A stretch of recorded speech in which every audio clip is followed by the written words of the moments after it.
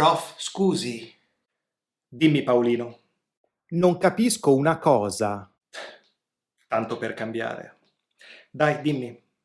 Io stavo guardando sul libro di letteratura inglese, ma non trovo Italo Calvino. Ma, ma che c'entra? Ma che cosa c'entra Italo Calvino con la letteratura inglese? Spiegamelo, che cosa c'entra?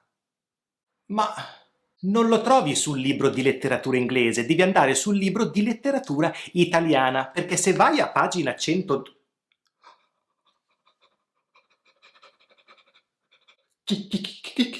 Chi ha scritto sul mio libro? Io non scrivo mai sui miei libri, sono sempre come nuovi. Chi ha scritto sul mio libro? Io non c'entro niente, eh?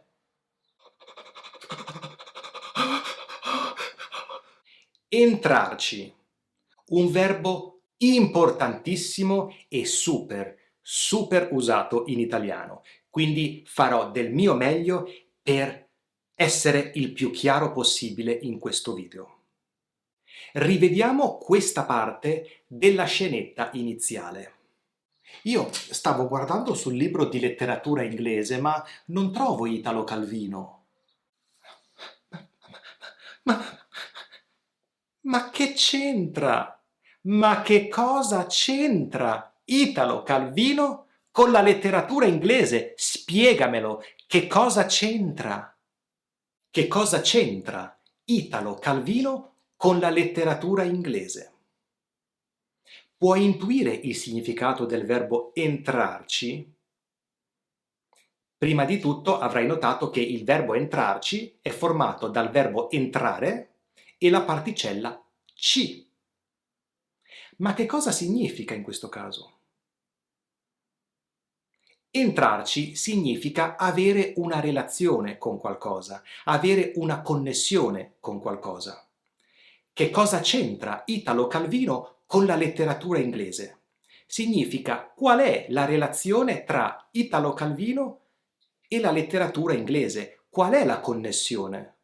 Cosa c'entra? Abbiamo la particella ci più il verbo entrare coniugato al presente in questo caso. Potremmo anche dire Italo Calvino non c'entra o non c'entra niente con la letteratura inglese.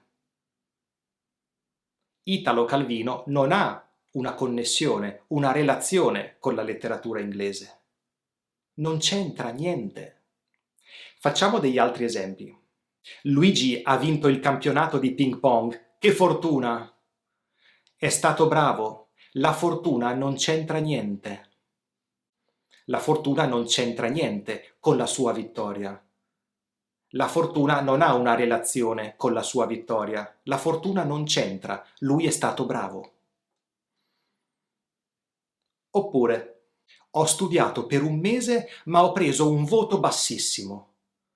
Ma che c'entra? Uno non studia in funzione del voto, uno studia per cultura personale. Ma che c'entra?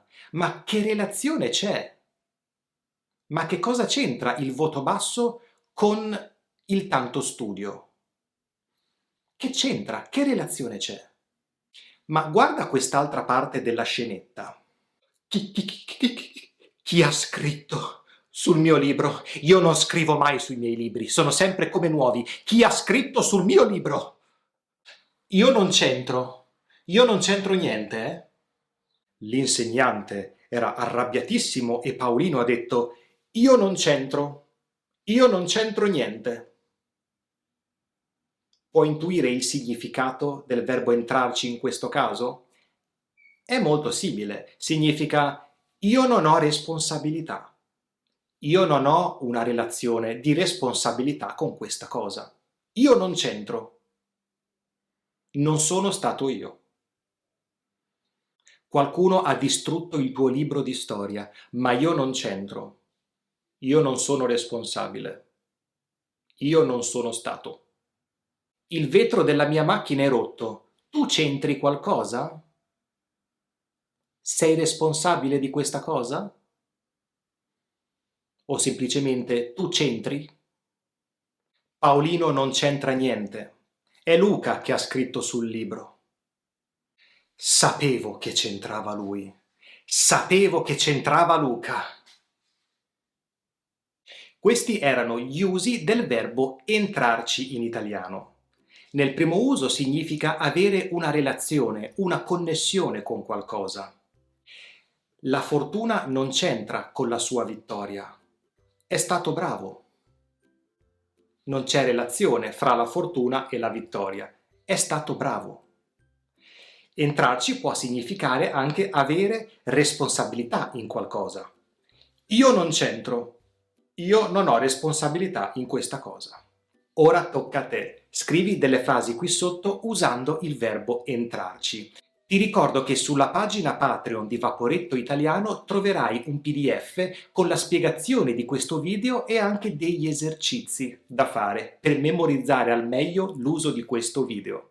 Grazie per la tua compagnia e ci vediamo al prossimo video.